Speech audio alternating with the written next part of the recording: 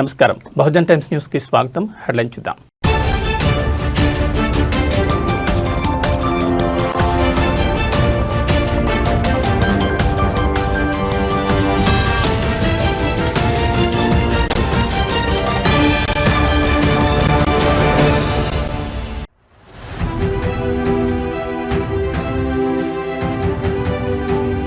అధికార మదంతో మిడిసిపడుతూ మాట్లాడడం సరికాదు.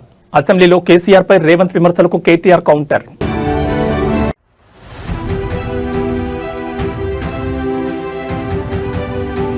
భోగాపురం ఎయిర్పోర్ట్ చేరుకున్న తొలి విమానం. ఎయిర్పోర్ట్లో వాలిడేషన్ విమానం ల్యాండింగ్.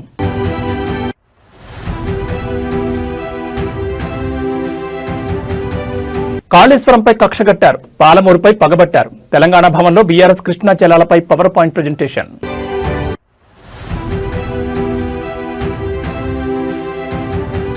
ఫోన్ ట్యాపింగ్ కేసులో ఎమ్మెల్సీ నవీన్ రావు విచారణ. నిందితులతో సంబంధాలున్నాయన్న ఆరోపణలపై ప్రశ్నలు.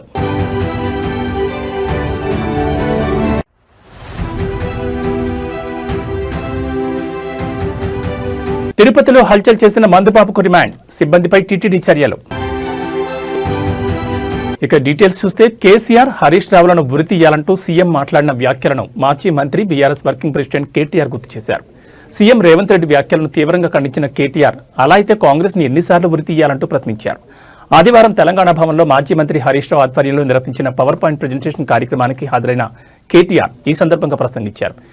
ఎస్ఎల్బీసీ టన్నెల్ కుప్పకూలిన ఘటనను ప్రస్తావించిన కేటీఆర్ అక్కడ శవాలను కూడా బయటకు తేలిన స్థితిలో సీఎం ఉన్నారని విమర్శించారు. పేల్చేయడం, కూల్చేయడం, ఎగవేయడం తప్ప ఈ ప్రభుత్వానికి మరో పని లేదన్నారు. సీఎం స్థాయి మరచి బడివే అని తిట్టే స్థాయికి దిగజారని మండిపడ్డారు.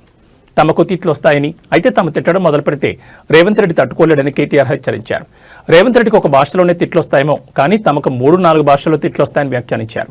రేవంత్ రెడ్డికి బేసిక్స్ కూడా తెలియవని, ఐఐటీకి ఐఐటీకి మధ్య తేడా కూడా తెలియదని కేటీఆర్ ఎద్దేవా చేశారు. బీఆర్ఎస్ నేతలను లక్ష్యంగా చేసుకుని అసభ్యంగా మాట్లాడితే తాము కూడా గట్టిగా ప్రతిస్పందిస్తామన్నారు. కానీ బాధాకరమైన పరిస్థితి ఏమంటే అందరి హక్కులకు కస్టోడియన్లా ఉండాల్సిన స్పీకర్ గారు ఇవాళ ఆయన బడివే అనే మాట మాట్లాడితే కళ్ళప్పగించి ప్రేక్షక పాత్ర వహిస్తుంటే ఏమనాలనో అర్థం కావట్లేదు. ఇది పార్లమెంటరీ భాషనా, ఇది ప్రజాస్వామిక భాషనా? మాకు అనరాదా ఈ మాటలు? రేవంత్ రెడ్డి గారికి నేను చెప్తా ఉన్నా, నీకు ఒక భాషలో వచ్చేమో తిట్లు, మాకు 3-4 భాషల్లో వచ్చు. తిట్టాలనుకుంటే మీ తాత జేజమ్మలు దిమ్మె తిరిగేలాగా తిట్టే శక్తి మాకుంది. కానీ ఇంత నికృష్టంగా, ఇంత అల్పంగా, ఇంత దారుణంగా మీరు ఏదైతే వ్యవహారం చేస్తున్నారో ఇది ఎందుకు చేస్తున్నారో మాకు తెలుసు. ఎందుకంటే మీ అజ్ఞానాన్ని కప్పిపుచ్చుకోవడానికి. నీకు ఐఐటీకి ఐఐటీకి అంతరం తెలియదు. ఐఐటీకి ఐఐటీకి అంతరమే తెలియదు. నీకు బచావత్కు బ్రజేష్ కుమార్ ట్రిబ్యునల్కు తేడా తెలియదు. నీకు అసలు కృష్ణా బేసిన్ నీ రాహుల్ గాంధీని ఉరిదీయాలి. ఎక్కడ? అశోక్ నగర్ నడి చౌరస్తాలో 2 లక్షల ఉద్యోగాలు అని చెప్పి మాట తప్పినందుకు రాహుల్ గాంధీని ఉరిదీయాలి. రైతులకు రుణమాఫీ చేస్తా అని చెప్పి మాట తప్పినందుకు వరంగల్లో రాహుల్ గాంధీని ఉరిదీయాలి. బీసీలకు 42% రిజర్వేషన్ అని చెప్పి మాట తప్పినందుకు మీ నాయకత్వాన్ని, కాంగ్రెస్ నాయకత్వాన్ని, రాహుల్ గాంధీని, రేవంత్ రెడ్డిని, కామారెడ్డిని ఉరిదీయాలి.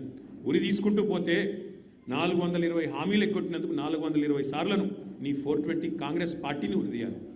కేసీఆర్ గారిని పట్టుకొని నోటికొచ్చినట్టు మాట్లాడుతూ, పనికిమాలిన చెత్తవాగుడు వాగుతూ, నిన్న శాసనసభలో ఆయన మాట్లాడిన మాట బాధ ఎక్కడ అంటే, సరే ముఖ్యమంత్రి ఒక అర్భకుడు, అంగుష్టమాత్రుడు, ఒక నికృష్టుడు, ఇవన్నీ మనకు తెలుసు. సర్వభ్రష్ట ప్రభుత్వానికి ఇవాళ అధినేత ఈ ముఖ్యమంత్రి. కానీ ఎన్టీ రామారావు గారు, స్వర్గీయ నందమూరి తారక రామారావు గారు ఎప్పుడో చెప్పారు, అంగుష్టమాత్రులు, కుక్కమూతి పిందెలు కాంగ్రెస్ నాయకులు. నిజంగా ఇవాళ ఆ అంగుష్టమాత్రుడు అనే పదానికి, అనే మాటకి అర్హుడెవడని ఉన్నాడంటే రేవంత్ రెడ్డికి మించిన వాడు ఎవడు లేడు. కుక్కమూతి పిందెలు అని కాంగ్రెస్ నాయకులను తారక రామారావు గారు అనేది ఖచ్చితంగా వారికి తగిన మాట. ఎందుకంటే ఒక్కసారి అసెంబ్లీలో ముఖ్యమంత్రి రేవంత్ రెడ్డి కట్టుకథలు చెప్పారని మాజీ మంత్రి బీఆర్ఎస్ ఎమ్మెల్యే హరీష్ రావు ఆరోపించారు. తెలంగాణ ప్రయోజనాలను పణంగా పెట్టిందే కాంగ్రెస్ పార్టీ అంటూ ఘాటు విమర్శలు చేశారు. నల్గొండ జిల్లాకు మరణశాసనం రాసింది కూడా కాంగ్రెస్ పార్టీని అంటూ సంచలన ఆరోపణ చేశారు. తెలంగాణ భవన్లో కృష్ణా జలాలపై బీఆర్ఎస్ పవర్ పాయింట్ ప్రజెంటేషన్ ఇస్తోంది. ఈ సందర్భంగా మాజీ మంత్రి హరీష్ రావు మాట్లాడుతూ అసెంబ్లీలో అబద్దాలు చెప్పారు. పాలమూరు వలసలో కారణమే కాంగ్రెస్ పార్టీ. నల్గొండ జిల్లాకు మరణశాసనం రాసింది కూడా కాంగ్రెస్ పార్టీనే. విభజనలో సెక్షన్ 84 పెట్టి రాష్ట్రానికి అన్యాయం చేశారు. 11వ షెడ్యూల్లో మన ప్రాజెక్టులను ఎందుకు పెట్టలేదు? కాంగ్రెస్ చేసిన ద్రోహాలను కప్పిపుచ్చుకున్నారు. పాలమూరు, రంగారెడ్డి, డిండి ప్రాజెక్టులను 11వ షెడ్యూల్లో పెట్టకపోగా విభజన చట్టంలో రక్షణ కల్పించామని సీఎం చెప్తున్నారు. గోదావరి, బనకచర్ల ప్రాజెక్టుకు లోపాయికారి ఒప్పందం చేసుకున్నారన్నారు. రేవంత్ రెడ్డి మాట్లాడుతున్నాడు, సోనియా గాంధీ మనకు రక్షణలు కల్పించింది స్టేట్ రీఆర్గనైజేషన్ యాక్ట్లో అని చెప్పి నేను బుక్ పట్టుకొని చదివింది. ఇది స్టేట్ రీఆర్గనైజేషన్ యాక్ట్. ఇందులో ఎక్కడ రక్షణలు కల్పించింది? నిన్న మాట్లాడింది రేవంత్ రెడ్డి గారు అసెంబ్లీలో. 11th షెడ్యూల్లో స్టేట్ రీఆర్గనైజేషన్ కమిటీలో ప్రాజెక్టులు చేర్చి పాలమూరు, రంగారెడ్డి ఎత్తిపోతల పథకానికి రక్షణ కల్పించింది అని మాట్లాడింది. I will take out page number 118, 11th schedule. ఇందులో పారాగ్రాఫ్ 10లో పెట్టినవి కేవలం అంద్రీనీవా, తెలుగు గంగ, గాలేరు నగరి, వెలిగొండ, కల్వకుర్తి, నెట్టంపాడు. మన తెలంగాణ రెండే పెట్టిండ్రు, కల్వకుర్తి, నెట్టంపాడు. మన పాలమూరు ఎత్తిపోతలు పెట్టలే. మన దిండి ఎత్తిపోతల పథకం చాలా ఇంపార్టెంట్. మీరు రేవంత్ రెడ్డి అసెంబ్లీ సాక్షిగా ఎంత పచ్చి అబద్ధాలు మాట్లాడిండు అనడానికి నేను సాక్ష్యాధారాలతో సహా చూపిస్తా ఉన్నాను. మీరు కూడా కొద్దిగా క్లీన్గా వింటే యూ విల్ అండర్స్టాండ్.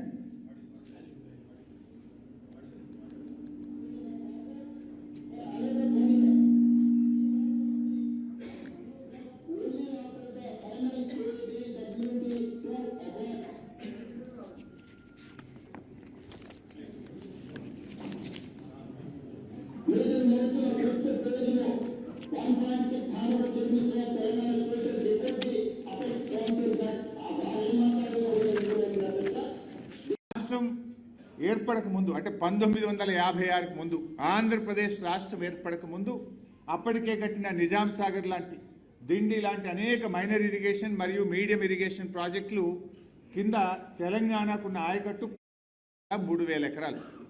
అంటే ఆంధ్రప్రదేశ్ రాష్ట్రం ఏర్పడక ముందే మన ప్రాంతంలో మైనర్, మీడియం ఇరిగేషన్ కింద కాకతీయ రెడ్డి రాజులు కానీ, నిజాం నవాబు కానీ వేరియస్ ప్రోగ్రామ్స్లో మనకు వచ్చిన ఆయకట్టు 16,03,000 ఎకరాలు.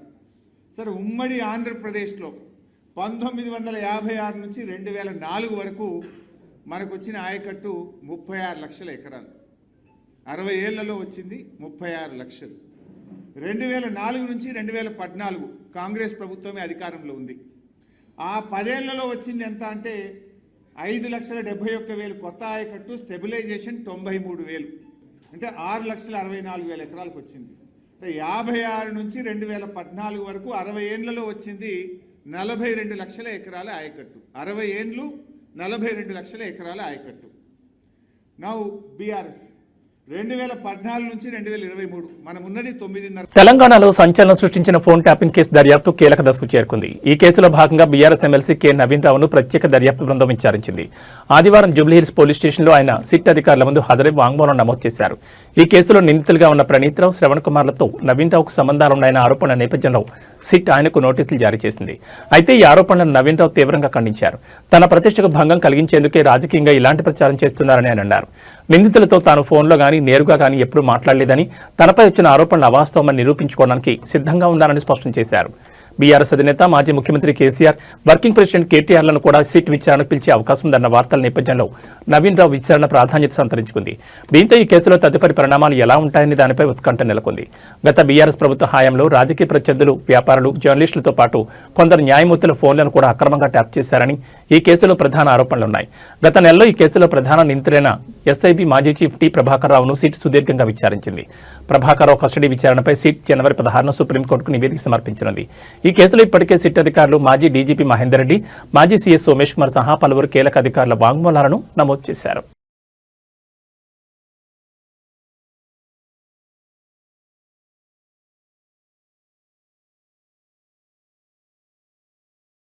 ఉత్తరాంధ్ర అభివృద్ధిలో మైలురాయిగా నిలిచే అల్లూరు సీతారామరాజు భోగాపురం అంతర్జాతీయ విమానాశ్రయంలో చారిత్రాత్మక ఘట్టం ఆవిష్కృతమైంది. నూతనంగా నిర్మితమైన భోగాపురం విమానాశ్రయంలో తొలి విమానం విజయవంతంగా ల్యాండ్ అయింది. ఢిల్లీ నుంచి బయలుదేరిన ఎయిర్ ఇండియా వ్యాలిడేషన్ విమానం ఇవాళ ఉదయం రన్వేపై సురక్షితంగా దిగింది. విమానాశ్రయ సాంకేతిక సామర్థ్యం, రన్వే నాణ్యత, ఎయిర్ ట్రాఫిక్ కంట్రోల్ పనితీరును పరీక్షించడానికి ఈ వ్యాలిడేషన్ ఫ్లైట్ను నిర్వహించారు. ఈ చారిత్రక క్షణంలో కేంద్ర పౌర విమానయాన శాఖ మంత్రి Rammohan Naidu, Vizianagaram MP Kalisetti Appalanaidu, ATC chairman ఈ విమానంలో ప్రయాణించి భోగాపురం చేరుకున్నారు. ఈ విమానాశ్రయాన్ని అత్యంత ఆధునిక సాంకేతిక పరిజ్ఞానంతో నిర్మిస్తున్నారు. గతంలో విశాఖను వణికించిన హుదూద్ తుఫాన్ సమయంలో గాలులు గంటకు 250 కిలోమీటర్ల వేగంతో వీచాయి. దీన్ని దృష్టిలో ఉంచుకుని భోగాపురం విమానాశ్రయ టెర్మినల్ ఇతర భవనాలను గంటకు 280 కిలోమీటర్ల వేగంతో వీచే ప్రచండ గాలులను కూడా తట్టుకునేలా అత్యంత పటిష్టంగా నిర్మించినట్లు జీఎంఆర్ సంస్థ తెలిపింది. సుమారు 3.8 కిలోమీటర్ల పొడవైన రన్వేతో పెద్ద విమానాలు కూడా ఇక్కడ సులభంగా ల్యాండ్ అయ్యే సౌకర్యం ఉందని పేర్కొంది.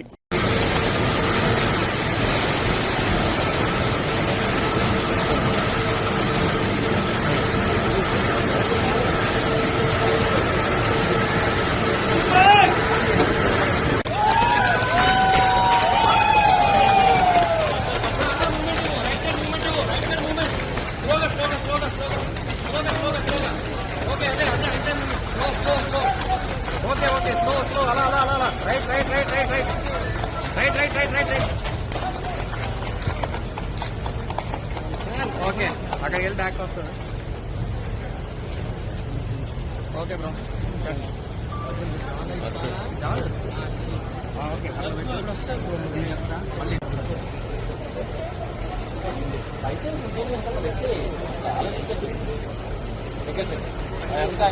తెల్లి నేను చేస్తాను. ఈ పక్కన 2 గంటలకి వెళ్ళి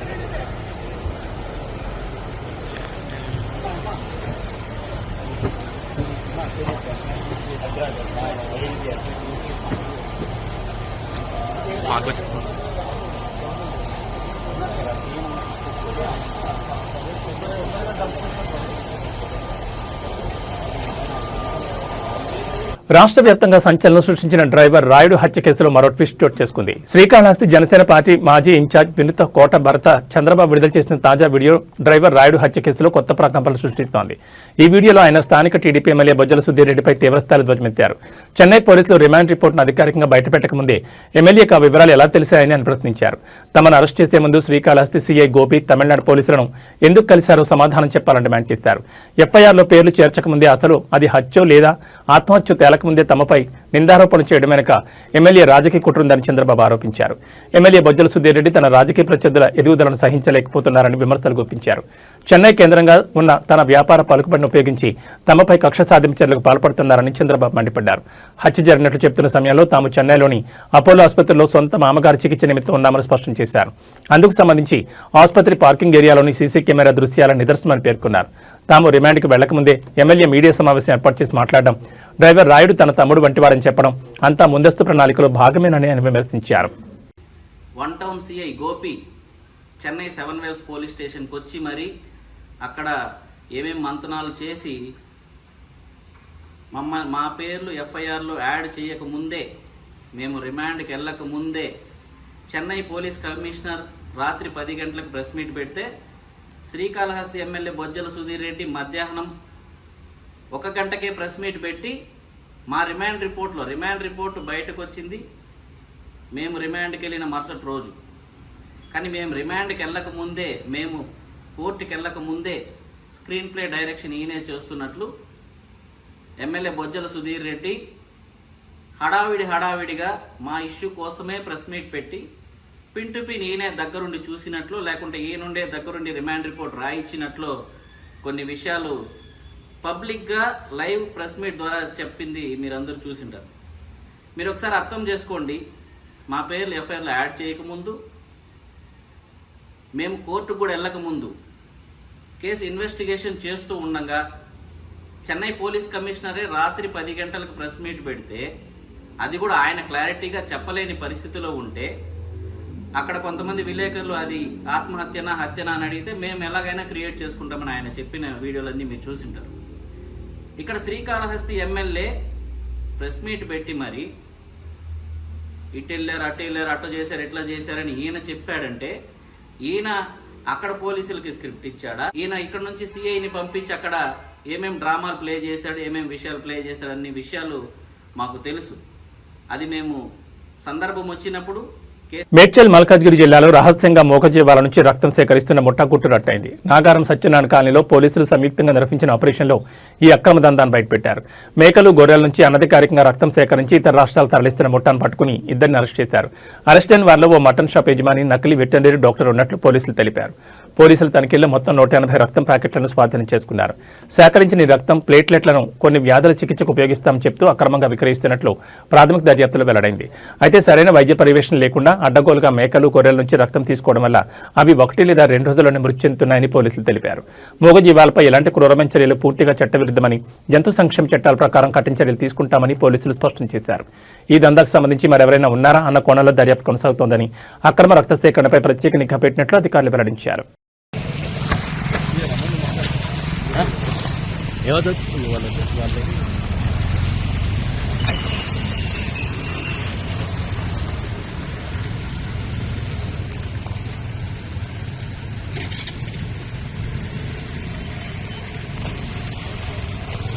తిరుపతిలోని గోవిందరాజస్వామి ఆలయం గోపురం పైకెక్కి హల్చల్ చేసిన మందుబాబుకు కోర్టు రిమాండ్ విధించింది. స్వామివారికి ఏకాంత సేవ ముగిసిన తర్వాత ఓ వ్యక్తి మధ్య మత్తులో ఆలయంలో ప్రవేశించాడు. విజిలెన్స్ సిబ్బంది అతన్ని గుర్తించేలోగానే మహద్వారం లోపల ఉన్న ఆలయ గోపురం ఎక్కి కలశాలను లాగేందుకు యత్నించారు. వెంటనే పోలీసులు, ఫైర్ సిబ్బంది గోపురం ఎక్కి అతన్ని కిందకు దించారు. తనకు మందిస్తేనే కిందకు వస్తానని, లేదంటే రానని చెప్పడంతో వారు అవాక్కయ్యారు. ఈ ఘటనతో ఆలయంలో భద్రతా వైఫల్యం బయటపడింది. నిందితుని పోలీసులు అదుపులో తీసుకుని కోర్టులో హాజరుపరచగా కోర్టు రిమాండ్ విధించింది. గోవిందరాజస్వామి ఆలయంలో కలకలం సృష్టించిన వ్యక్తిని నిజామాబాద్ జిల్లాకు చెందిన తిరుపతిగా గుర్తించారు. కుటుంబంతో గొడవపడి వచ్చినట్టుగా పోలీసులు తెలిపారు. మరోవైపు ఆలయ భద్రత నిర్లక్ష్యంపై టీటీడీ చర్యలు చేపట్టింది. ఆ సమయంలో విధుల్లో ఉన్న ఆలయ సిబ్బందిపై చర్యలు తీసుకోవాలని నిర్ణయించింది.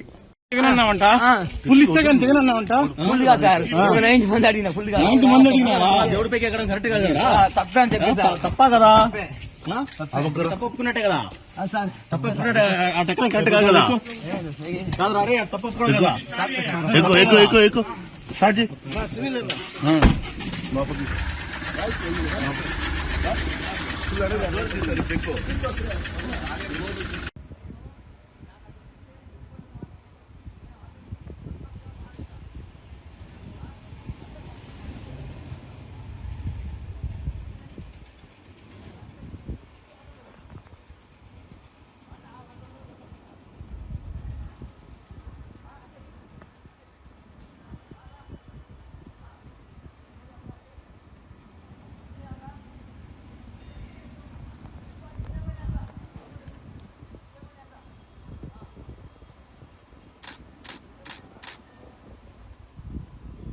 ప్రముఖ యూట్యూబర్ నా అన్వేషణపై ఇండియాలో ఇప్పటికే 3 కేసులు నమోదైన సంగతి తెలిసిందే. కాగా తాజాగా ఆస్ట్రేలియాలోనూ అతడిపై ఫిర్యాదు చేశారు. భారతీయ సంప్రదాయాలను, హిందూ దేవతలను కించపరిచేలా అన్వేష్ వ్యాఖ్యానించడంపై ఆస్ట్రేలియాలోని ఎన్ఆర్ఐలు తీవ్ర అభ్యంతరం వ్యక్తం చేశారు. ఇకపై ఆస్ట్రేలియా రాకుండా అతడి వీసా రద్దు చేయాలని ఇమిగ్రేషన్ అధికారులను కోరారు. ఇదిలా ఉంటే నా అన్వేషణ్ యూట్యూబర్కు ఎంతో మంది అభిమానులు ఉన్న సంగతి తెలిసిందే. తెలుగులో అన్వేష్ వీడియోలకు మిలియన్స్ కొద్ది వ్యూస్ వస్తుంటాయి. ప్రస్తుతం తెలుగు టాప్ యూట్యూబర్గా అన్వేష్ ఉన్నాడు. అయితే ఇటీవల హిందూ దేవుళ్లపై వివాదాస్పద వ్యాఖ్యలు చేయడంతో అన్వేష్ ఫాలోవర్ల సంఖ్య భారీగా తగ్గిపోయింది. నెట్జన్లు అతడిపై తీవ్ర ఆగ్రహం వ్యక్తం చేస్తున్నారు. అయితే అన్వేష్ మాత్రం తాను ఏ తప్పు చేయలేదని, దేవుళ్లపై చేసిన వ్యాఖ్యలకు క్షమాపణలు చెప్పానని అంటున్నారు. కానీ స్త్రీల దుస్తులపై శివాజీ గరికపాటు చేసిన వ్యాఖ్యలను ఇప్పటికీ ఖండిస్తూనే ఉన్నారని చెప్తున్నారు. అంతేకాకుండా ఇప్పటి నుంచి బూతులు మాట్లాడనని, ట్రావెల్ వీడియోలు ఆపేసి ఈ ఏడాది మొత్తం సామాజిక మార్పు కోసమే వీడియోలు చేస్తానని చెప్తున్నాడు.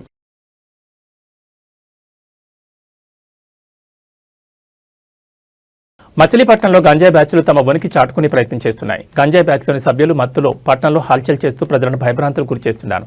మత్తులో జోగుతూ గుంపులుగా రోడ్లపైకి వస్తూ ఆందోళన వాతావరణం కలిగిస్తున్నారు. శనివారం సాయంత్రం మచిలీపట్నంలో గంజాయి బ్యాచ్లు హల్చల్ చేసిన ఘటన సీసీటీవీ ఫుటేజ్లో రికార్డ్ అయింది. దీంతో వారి ఆగడాలు మరోసారి వెలుగులోకి వచ్చాయి. మచిలీపట్నంలోని సిటీ కేబుల్ కార్యాలయం వద్ద శనివారం సాయంత్రం కొంత హడావుడి నెలకొంది. గంజాయి మత్తులో కొందరు యువకులు రోడ్డుపై గొడవపడుతూ పరిసరాల్లో ఉన్న వారికి కంగారు పెట్టారు. అంతేకాకుండా అరుపులు, కేకలతో బెంబేలెత్తించారు. వారిలో వారు గొడవపడమే కాకుండా రోడ్డున పోయే సామాన్యులపై సైతం తమ ప్రతాపం చూపించారు. ఈ క్రమంలో సిటీ కేబుల్లో పనిచేసే చలపతి అనే వ్యక్తిపై కూడా దాడి చేశారు. వారిని వారించి అడ్డుకోపోయిన సిటీ కేబుల్లో పనిచేసే ఇతర ఉద్యోగులపై దౌర్జన్యం చేశారు. అంతటితో కాకుండా సిటీ కేబుల్ కార్యాలయంలోకి చొరబడ్డారు. అక్కడ విధ్వంసం సృష్టించేందుకు యత్నించారు. వారి దాడిలో పలువురు సిటీ కేబుల్ ఉద్యోగులు గాయపడ్డారు. స్థానికుల సమాచారంతో పోలీసులు వెంటనే ఘటనా స్థలానికి చేరుకుని గంజాయి బ్యాచ్ను అదుపులో తీసుకున్నారు. వారి దాడిలో గాయపడిన బాధితులను హాస్పిటల్కి తరలించారు. ప్రస్తుతం వారు చికిత్స పొందుతున్నారని పోలీసులు పేర్కొన్నారు. బాధితుల ఫిర్యాదు మేరకు కేసు నమోదు చేసుకుని దర్యాప్తు చేస్తున్నారు.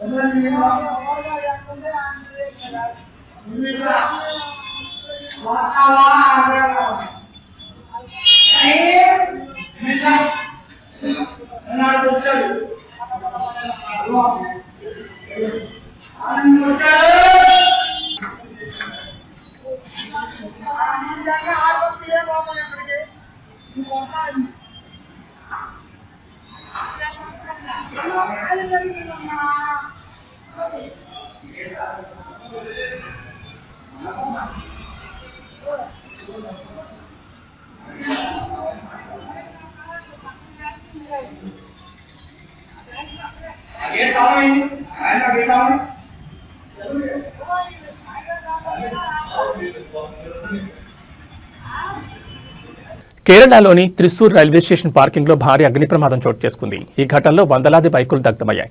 ఓ విద్యుత్ తీగ తెగిపడి నిప్పురవ్వలు రావడంతో మంటలు చెలరేగినట్టు తెలుస్తోంది. ప్రమాద సమయంలో 600లకు పైగా ద్విచక్ర వాహనాలు పార్కింగ్లో ఉన్నాయని, వాటిలో చాలా వరకు కాలిపోయాయని అధికారులు వెల్లడించారు. 3 అగ్నిమాపక శకటాలతో మంటలను అదుపులోకి తీసుకొచ్చారు. ఈ ఘటనపై కేంద్ర మంత్రి సురేష్ గోపి ఆరా తీశారు. ఈ ఘటనను తీవ్రంగా పరిగణించాలని అధికారులను ఆదేశించారు. ఈ ప్రమాదంపై పోలీసులు, రైల్వే అధికారులు దర్యాప్తును ప్రారంభించారు.